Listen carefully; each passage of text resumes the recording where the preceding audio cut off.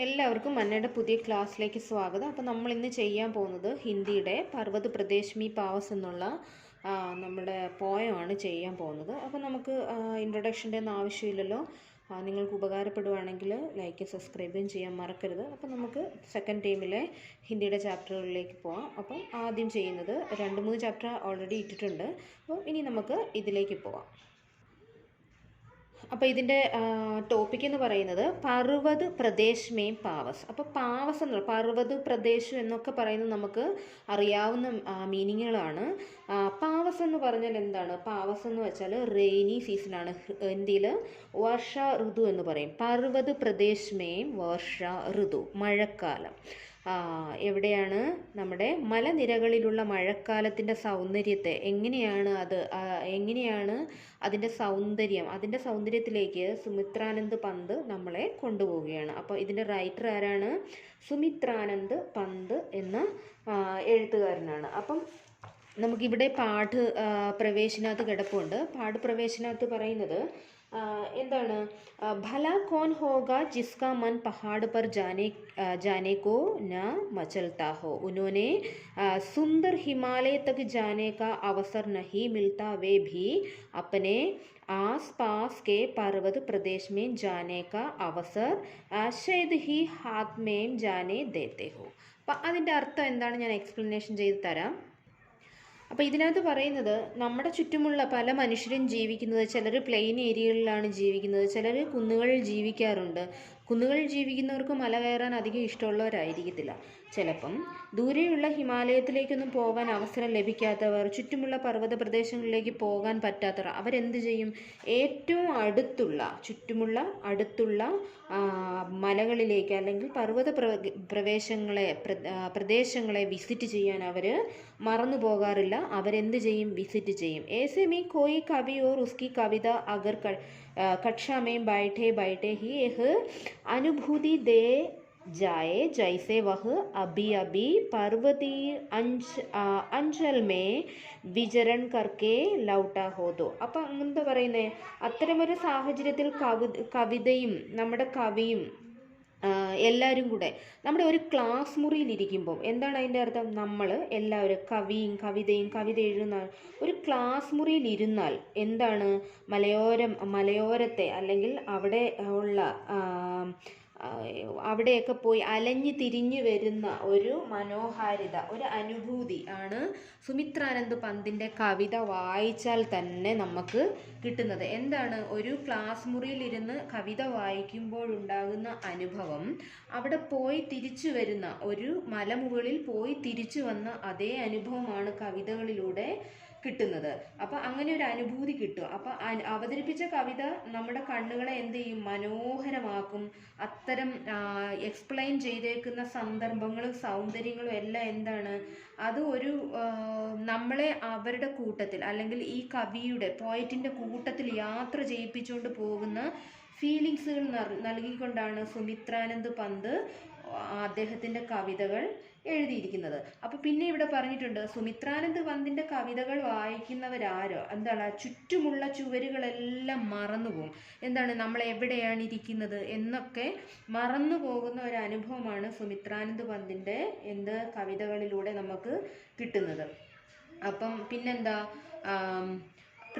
प्रस्तुत कविता ऐसे ही रोमांच और प्रकृति के सौंदर्य की अपनी आंखों देखने अनुभूति देती है. यही नहीं, सुमित्रानंद पंत की अधिकांश कविताएं पढ़ने हुए यही अनुभूति होती है कि मानो हमारे आसपास की सभी दीवारों का ही ബിലിൻ ഹോ ഗെയ്തി. അതാണ് ഞാൻ ഇപ്പോൾ പറഞ്ഞത്. അദ്ദേഹത്തിൻ്റെ കവിതകൾ വായിച്ചുകൊണ്ടിരിക്കുമ്പം തന്നെ നമ്മളിരിക്കുന്ന ചുവരുകൾ, നമ്മളിരിക്കുന്ന മുറി, അതിന് ചുവരുകളില്ലാത്ത അവസ്ഥയിലേക്ക് അദ്ദേഹം എന്താണ് ഇപ്പം മലകളെ പറ്റി സൗന്ദര്യത്തിനാണ് നമ്മളൊരു മലയിലേക്ക്, നമ്മളെ അവിടേക്ക് തന്നെ ഒരു പർവ്വതത്തിലേക്ക് നമ്മളെ കൊണ്ടുപോകുന്ന അനുഭവത്തിലേക്ക് എത്തി. ഹം കിസി ഐസെ रस्तान पर आ पहुंचा है जहां पहाड़ों की आप श्रृंखला है, आसपास झरने वह रहे हैं और सब कुछ भूलकर हम उसी में लीन रहना चाहते हैं. അപ്പം എന്താ?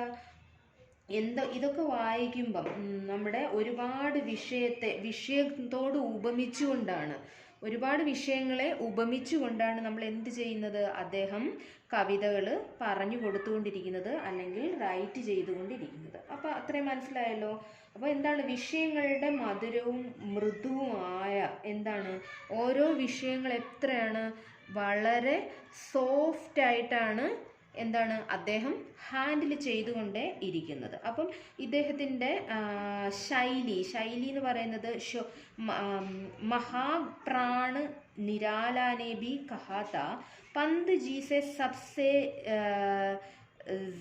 ജബർദസ്ത് കൗശൽ ജോ ഹേ വഹ് ഹേ ഷോലി. ഷോലി എന്ന് വെച്ചാൽ കി തരഹ് അപ്പനെ വിഷയക്കി. അപ്പം ഷോലി എന്ന് വെച്ചാൽ ഇതിനകത്ത് പണ്ടത്തെ നിങ്ങൾ കേട്ടിട്ടില്ലേ ഷെല്ലിയുടെ കവിതകൾ, അതാണ് ഇതിനകത്ത് ഷെല്ലി എന്ന് പറഞ്ഞേക്കുന്നത്. ഷേലി എന്ന് എഴുതിയേക്കുന്നത് ഷെല്ലിയാണ്. ഇംഗ്ലീഷ് കവിതയിലെ ഷെല്ലിയെ പോലെയാണ് എന്ത് അദ്ദേഹത്തിൻ്റെ കവിതകളെ അദ്ദേഹം മൃദുവാക്കിക്കൊണ്ട് നടക്കുന്നത്. ഷെല്ലിയുടെ കവിതകളുമായിട്ടാണ് സുമിത്രാനന്ദ് പന്തിൻ്റെ കവിതകളെ ഹിന്ദിയിൽ ഉപമിക്കപ്പെട്ടിട്ടുള്ളത്. അപ്പം ഇത് ശൈലിയല്ല, ഷേലി എന്നാണ് എഴുതിയേക്കുന്നത്. അതുകൊണ്ട് ഇംഗ്ലീഷിൽ ഇവിടെ കിടപ്പുണ്ട്. അപ്പോൾ അതൊരു വേർഡ് മീനിങ് അല്ല, ഇത് ഇംഗ്ലീഷിലെ പോയറ്റായ ഷെല്ലിയാണ് ഇത്. അപ്പം നമുക്ക് അടുത്ത പോയത്തിലേക്ക് പോകാം. അപ്പോൾ നമുക്കിതിൻ്റെ കൂടുതൽ എക്സ്പ്ലനേഷനിലേക്ക് പോകാം. കവിതയിൽ എന്താണെന്ന് ആദ്യമേ നോക്കാം. प्रस्तुत कविता में पर्वतीय प्रदेश में वर्ष ऋतु का वर्णन किया जाता है. സുമിത്രാനന്ദ് പന്ത് ഇതിനകത്ത് പർവ്വത പ്രദേശങ്ങളിലെ മഴക്കാലത്തെ വർണ്ണിച്ചിരിക്കുകയാണ്, അതിൻ്റെ സൗന്ദര്യത്തെ എഴുതിയിരിക്കുകയാണ്. पर्वतीय प्रदेश में वर्ष ऋतु आने पर प्रकृति ക്ഷൺ ക്ഷണമേ അപ്പന രൂപ് ബദൽത്തി രഹത്തെ. അപ്പോൾ ഇതിനകത്ത് പറയുന്നത് പർവ്വത പ്രദേശങ്ങളിൽ മഴക്കാലം വരുമ്പോൾ ക്ഷൺ എന്ന് വെച്ചാൽ വിത്തിനെ സെക്കൻഡ്സിനുള്ളിൽ, നമ്മൾ പറയത്തില്ലേ വിത്തിൻ സെക്കൻഡ്സിൽ ചേഞ്ചസ് ആവുന്ന, അതുപോലെ സെക്കൻഡ്സുകളിലുള്ളിലാണ് എന്ത് അവരുടെ രൂപം മാറുന്നതെന്ന് വെച്ചാൽ പ്രകൃതിയുടെ മനോഹാരിത, മഴ കൂടും കുറയും മൂടി നിൽക്കും, അതിനിടയിലൂടെ സൂര്യകിരണങ്ങൾ ചിലപ്പം വരും, അങ്ങനെയുള്ള പല പല മുഖങ്ങളും പ്രകൃതി കാണിക്കുന്നത് നിമിഷ നേരം കൊണ്ടാണെന്നാണ് സുമിത്രാനന്ദ് പന്ത് പറയുന്നത്. കവിനെ ऐसी ही अपनी एक अनुभूति को कविता के रूप में अभिव्यक्त करने हुए तालाब और ജർണോങ്ക സുന്ദർ ഢങ് സെ ചിത്രം കിയാ ഹെ. അപ്പം എന്താണ്, ഇങ്ങനെയുള്ള ഭംഗികളൊക്കെ സുമിത്രാനന്ദ് പന്ത് എന്ത് ചെയ്യുകയാണ്, അദ്ദേഹത്തിൻ്റെ അക്ഷരങ്ങളിലൂടെ നമുക്ക് സൗന്ദര്യത്തെ പല രീതിയിൽ ഉപമിക്കാം. എങ്ങനെ പടം വരയ്ക്കാം, പിന്നെ എന്ത് ചെയ്യാം, ഉപമിക്കാം. അതിലുമൊക്കെ ഏറ്റവും മനോഹരമായ വേർഷനാണ് എന്ത്, എഴുതി കൊടുക്കുക എന്നുള്ളത്.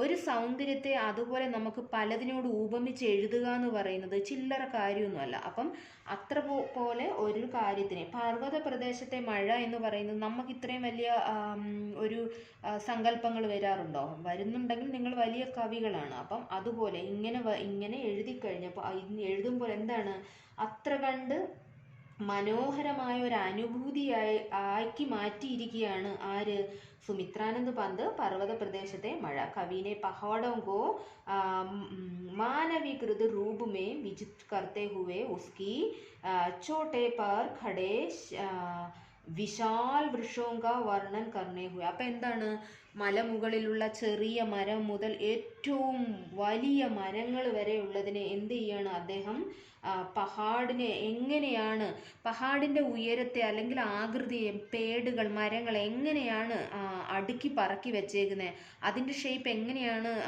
പിന്നെ പഹാഡുകൾക്ക് വരുന്നത്, ഇതൊക്കെ ഓരോന്നും പറഞ്ഞ് വർണ്ണിച്ച് വെച്ചിരിക്കുകയാണ് ആര്, നമ്മുടെ സുമിത്രാനന്ദ് പന്ത്. അപ്പം ഇതൊക്കെയാണ് ഇങ്ങനെ ഒരു കുറച്ച് കവിതകളിൽ അദ്ദേഹം പറയുന്നത്. ഇനി അതാണ്. അപ്പം നമുക്ക് ആദ്യത്തെ വരി വായിക്കാം.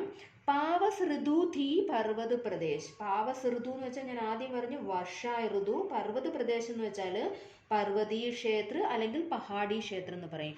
പൽ പൽ പരിവർത്തിത് പ്രകൃതി വേഷ്. പൽ എന്ന് പറഞ്ഞാൽ എന്താ, ഹർഷൻ, എല്ലാ എവരി സെക്കൻഡിലും പ്രകൃതി എന്ത് ചെയ്യും,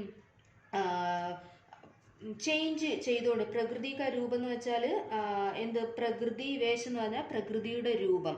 അപ്പം പർവ്വത പ്രദേശത്തിലെ വർഷ ഋതു എപ്പോഴും മാറിക്കൊണ്ടിരിക്കുന്നു. പരിവർത്തനം എന്ന് വെച്ചാൽ ചേഞ്ച്. പ്രകൃതി കാ വേഷം എന്ന് വെച്ചാൽ പ്രകൃതിയുടെ രൂപം, പ്രകൃതി കാ രൂപ് എന്നാണ് പറയുന്നത്. മേഖലാക്കാർ പർവ്വത് അപാർ എന്ന് വെച്ചാൽ മേഖലാക്കാർ എന്ന് വെച്ചാൽ എന്താ ഖർദനി കെ ആകാർ കി പഹാഡ് കി ഢാൽ. അപ്പം ഖർദനിയുടെ രൂപത്തിലുള്ള പർവ്വതം എന്ത് ചെയ്യും? അപാർ. അപാർ എന്ന് വെച്ചാൽ അപാരം എന്ന് നമ്മൾ പറയത്തില്ലേ, അപാരം എന്ന് വെച്ചാൽ വിശാലമായ കർദനിയുടെ ആകാരത്തിലുള്ള രൂപത്തിലുള്ള പർവ്വതം എന്നാണ്. അപ്പനെ സഹസ്ര ദൃഗ് സുമൻ ഭാഡ്. അപ്പം പിന്നെന്താ പറയുന്നത്? സഹസ്രം എന്ന് വെച്ചാൽ എന്താ 1000. ദൃഗ് എന്ന് വെച്ചാൽ സുമൻ അല്ലെങ്കിൽ പുഷ്പ്. സുമൻ ദൃഗ് എന്ന് വെച്ചാൽ സുമൻ അല്ലെങ്കിൽ പുഷ്പരൂപി ആങ്ക്. പൂവിനെ പോലെ കണ്ണുള്ളതെന്നല്ലേ പറയത്തില്ലേ.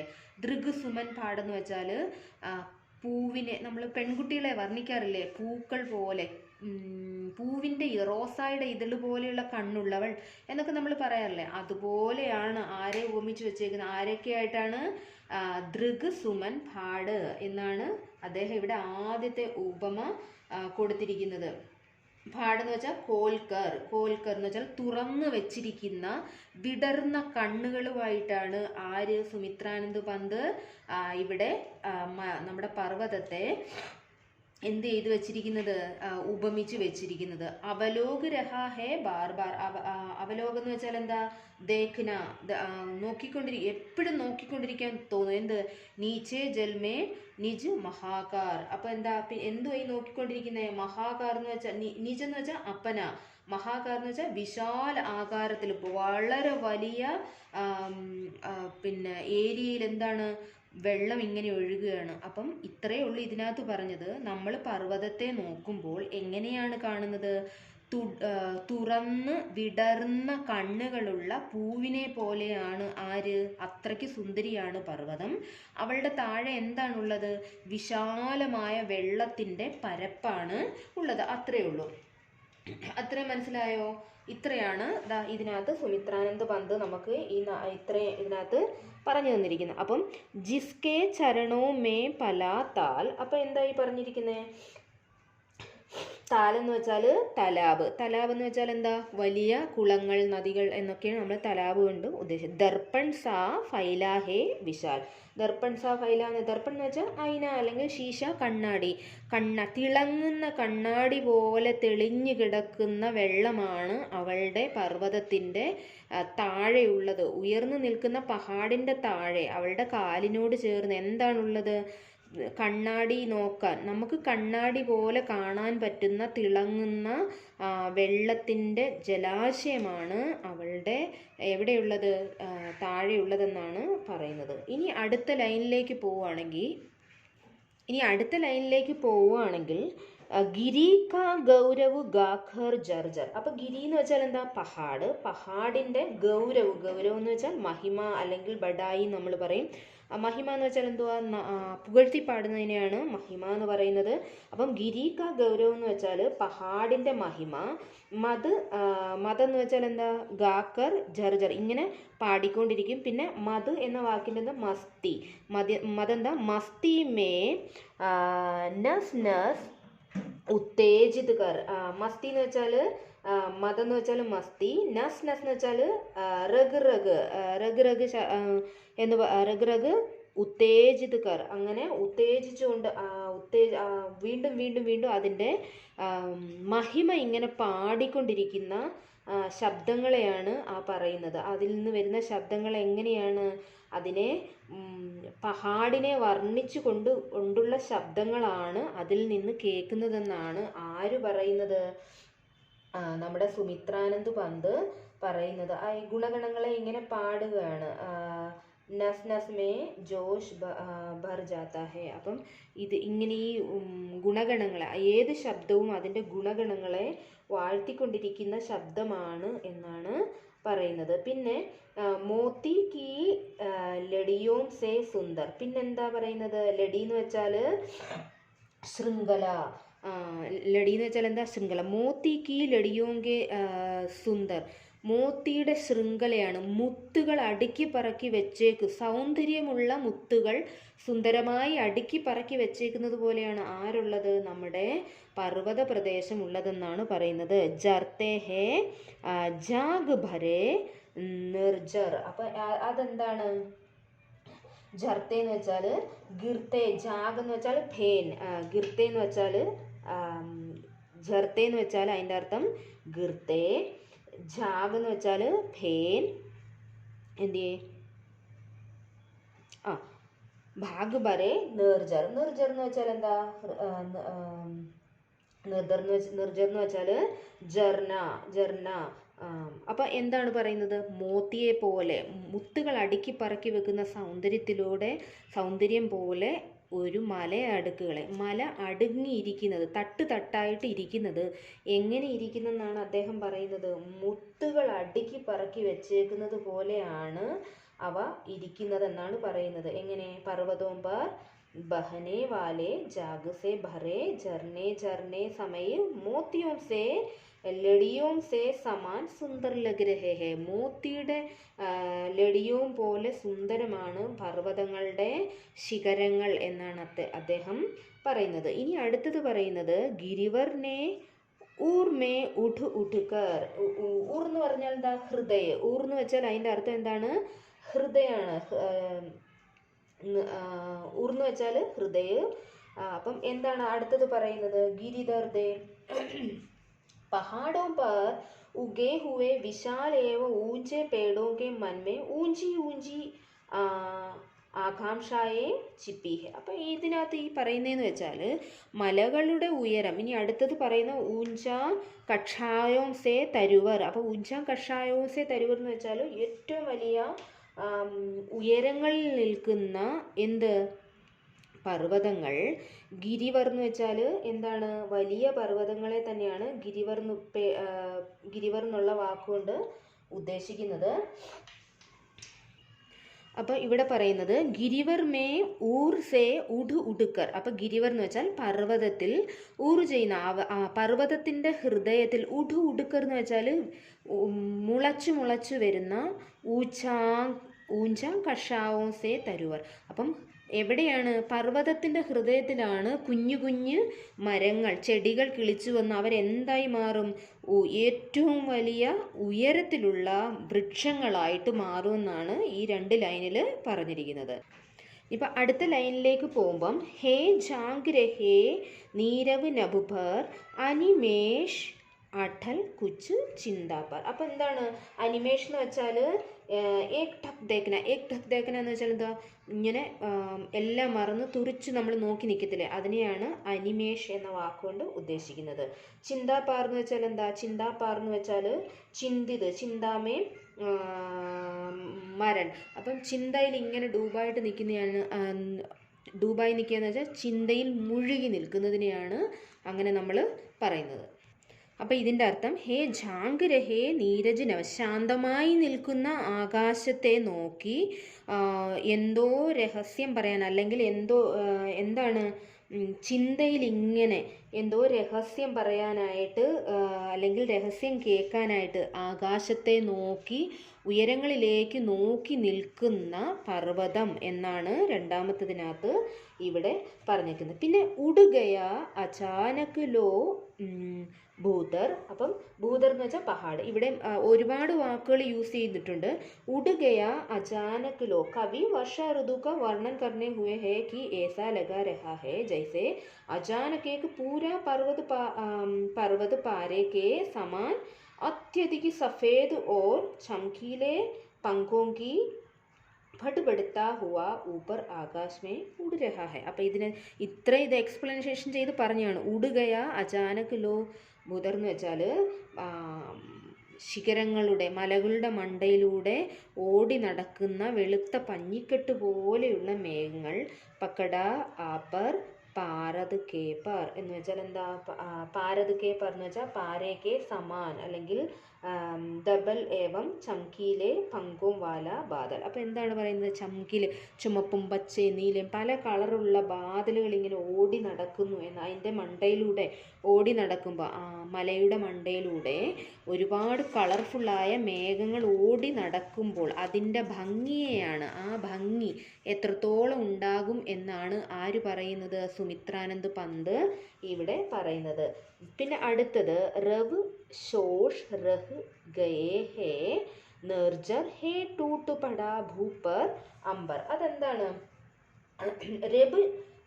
റവ് ശേഷ് എന്ന് പറഞ്ഞാൽ കേവൽ ആവാജ് കാ റഹ് ജാന. എന്താണ് ഇവിടെ ഉള്ളത്? സൗണ്ടുകൾ. ചാരോ ഓർ ശാന്ത്, കുറച്ച് പിന്നെ ആവാജ് വരും, പിന്നെന്താണ്? കുറേയൊക്കെ ശാന്തമായിട്ട്. ഉസ്കെ इन बादलों इतनी तेज वर्षा हुई जैसे आकाश धरती पर टूट पड़ा और उसकी वर्ष റൂപി വാണി സെ ധർത്തി പർ ആക്രമൺ കർ ദിയാ ഹോ. അപ്പോൾ എന്താണ്? ചിലപ്പോഴൊക്കെ ശബ്ദമില്ലാതെയും ചിലപ്പോഴൊക്കെ ഭയാനകമായ ശബ്ദത്തോടെയാണ് മേഘങ്ങൾ പർവ്വത പ്രദേശങ്ങളിലേക്ക് ഇറങ്ങി വരുന്നത്. എന്ന് വെച്ചാൽ മഴ പെയ്യുന്നത് അവിടെ അങ്ങനെയാണെന്ന്. അടുത്തത് ഘാസ് ഗയേ ധരാമേ സബൈശാൽ. അപ്പം എന്താണത്? അപ്പോൾ ലാസ്റ്റിൽ പറയുന്നത് ഘാസ് ഗയേ ധരാമേ സബൈശാൽ. ശാൽ എന്ന് പറഞ്ഞാൽ ഒരു മലയിലുള്ള ഒരു വൃക്ഷത്തിൻ്റെ, പർവ്വതങ്ങളിലുള്ള വലിയ വൃക്ഷത്തിൻ്റെ പേരാണ്. എന്ത്? മഴ കൊണ്ട് അത് താഴേക്ക് വീണു പോകുന്ന അത്രയ്ക്ക് ഭയാനക. ഉടുരഹ ധുവാൻ ജൽ ഗയാ താൽ. അപ്പോൾ എന്താണ്? താലുകളിൽ നിന്ന്, നദികൾ, താഴെയുള്ള നദികളിൽ നിന്ന് എന്താണ്? മഴയുടെ ആഘാതം കൊണ്ട് പുക ഉയരുന്നത് പോലെ, ധൂപ് ഉയരുന്നത് പോലെ നമുക്ക് തോന്നും. വൃക്ഷങ്ങൾ താഴെ മറിഞ്ഞു വീഴുന്ന ഭയാനകമായ സൗണ്ട് പോലെയും പുക ഉയരുന്നത് പോലെയൊക്കെയാണ് എവിടെ? അവിടെ ചില സമയത്തെ കാലാവസ്ഥ. യോ ജലത് യാൻ മേ വിചർ വിചർ ഥാ ഇന്ദ്ര കേൽത്ത ഇന്ദ്രജാൽ. അപ്പം എന്താണ് ഇവിടെ വളരെ മനോഹരമായിട്ടാണ് അദ്ദേഹം പറഞ്ഞത്. वर्ष के देवता അല്ലെങ്കിൽ ദേവ ഇന്ദ്ര ബാദൽ की रूपी विमान में घूम घूम कर अपने जादू करवत दिखा रहा है. എന്താണ്? നമ്മുടെ വർഷയുടെ ദേവനായ ഇന്ദ്രൻ അവിടെ കറങ്ങി അദ്ദേഹത്തിൻ്റെ മായാജാലം അവിടെ കാണിക്കുകയാണെന്നാണ് പറയുന്നത്. ജിസേ കാരൻ പർവ്വതവും വർഷണ ക്ഷണമേ വിചിത്ര ഓർ അദ്ഭുത ദൃശ്യ ദിഖായി ദേ രഹേ. അപ്പം ആദ്യമേയാണ് നമ്മളോട് പറയുന്നത് പർവ്വതത്തിൽ എന്താണ്? എപ്പോഴും വിചിത്രമായ ക്ഷണമായിട്ട് ചേഞ്ച് ചെയ്യുന്ന കാര്യമാണ് നടക്കുന്നത്. അപ്പം എന്താണ് അതിൻ്റെ റീസൺ? അവസാനം പറഞ്ഞേക്കുന്നത് ദേവേന്ദ്രൻ ഭൂമിയിലേക്ക് ഇറങ്ങി വന്ന് അദ്ദേഹത്തിൻ്റെ മായാജാലം കാണിക്കുന്നതാണ്. എന്ത്?